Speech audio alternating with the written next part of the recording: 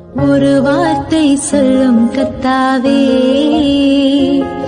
என் வாழ்க்கையெல்லாம் செழிப்பாகுமே. ஒரு வார்த்தை சொல்லும் கர்த்தாவே, என் வாழ்க்கையெல்லாம் செழிப்பாகுமே. ஆண்டவராகிய இயேசு கிறிஸ்துவின் இனிதான நாமத்திலே ஒரு வார்த்தை சொல்லும் கர்த்தாவே என்ற தியான நிகழ்ச்சிக்கு உங்களை அன்புடன் வரவேற்கிறோம். கர்த்தர் கிருபையாய் தந்த இந்த நல்ல நாளிலும் மீண்டும் உங்களை கர்த்தருடைய வார்த்தை மூலம் சந்திப்பதிலே மிக்க மகிழ்ச்சி அடைகிறோம். நீங்கள் எல்லாரும் சுகமாக இருக்கிறீர்களா? கர்த்தருடைய கிருபையினாலே நீங்கள் எல்லாரும் சுகமாக இருப்பீர்கள் என்று சொல்லி நாங்கள் நம்புகிறோம். கர்த்தருடைய கிருபையும் சமாதானமும் உங்கள் குடும்பங்களிலே பெருகுவதாக.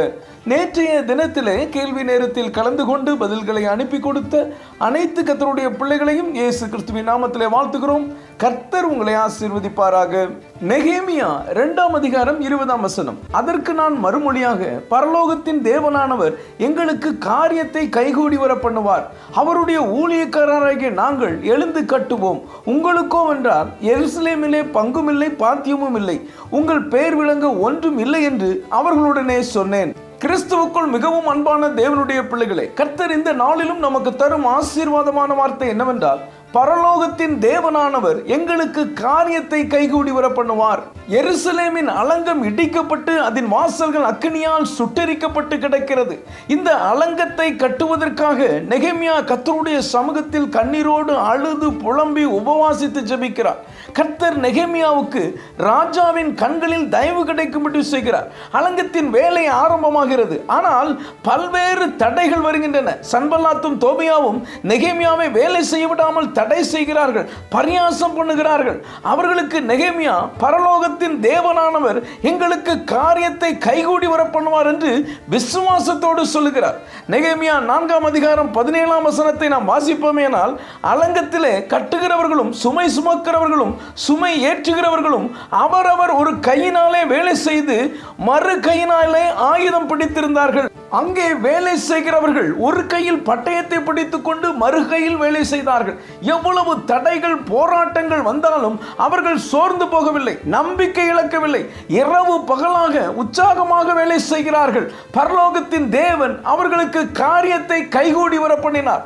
அலங்கம் 52 நாட்களிலே மிகவும் நேர்த்தியாக கட்டி முடிக்கப்பட்டது. நீதிமொழிகள் 16ஆம் அதிகாரம் 33ஆம் வசனம் இப்படியாக சொல்கிறது, சீட்டு மடியிலே போடப்படும் காரிய சித்தியோ கர்த்தரால் வரும். என கண்பான தேவனுடைய பிள்ளைகளே, நம்முடைய காரியங்களை கைகூடி வர பண்ணுகிறவர் கர்த்தர். காரிய சித்தியோ கர்த்தரால் வரும். இன்றைக்கு ஏதோ ஒரு காரியம் கைகூடி வரவில்லை என்று கவலைப்பட்டு கொண்டிருக்கிறீர்களா?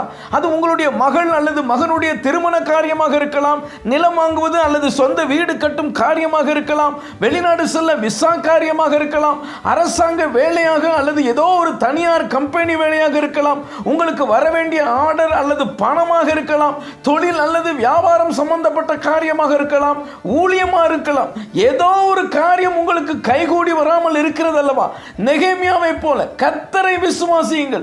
இன்றைக்கு கர்த்தர் உங்களுடைய காரியத்தை கைகூடி வர பண்ணுவார். நெகேமியாவின் மீது தேவனுடைய தயவுள்ள கரம் இருந்தது போல உங்கள் மீது கர்த்தருடைய தயவுள்ள கரம் இருக்கிறது. கவலைப்படாதீர்கள். நெகேமியா தன்னுடைய காரியம் கைகூடி வருவதற்காக அவர் மனிதர்களிடம் ஓடி போகவில்லை, கர்த்தருடைய சமூகத்திற்கு போனார், உபவாசித்து ஜெபம் பண்ணினார். அதன் பின்பு நடந்தது என்ன தெரியுமா? கர்த்தர் நெகேமியாவுக்கு மனிதர்களின் கண்களில் தயவு கிடைக்கும்படி செய்தார். ராஜா அலங்கம் கட்ட உதவி செய்தார். என கண்பான தேவனுடைய பிள்ளைகளே, நெகேமியாவை போல முழுவதும் கர்த்தரையே சார்ந்து கொள்ளுங்கள். கர்த்தர் உங்களுக்கு தயவை கட்டளையிடுவார். நெகேமியாவுக்கு தடைகள் வந்தது போல உங்களுக்கும் தடைகள் வரும். சம்பல்லா தோபியாக்கள் வருவார்கள். அதற்காக பயந்து போய் சோர்ந்து போய் பின்வாங்கி உட்கார்ந்து விடாதீர்கள்.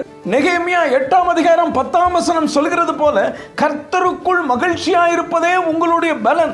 அந்த பலனை இழந்து விடாதீர்கள்.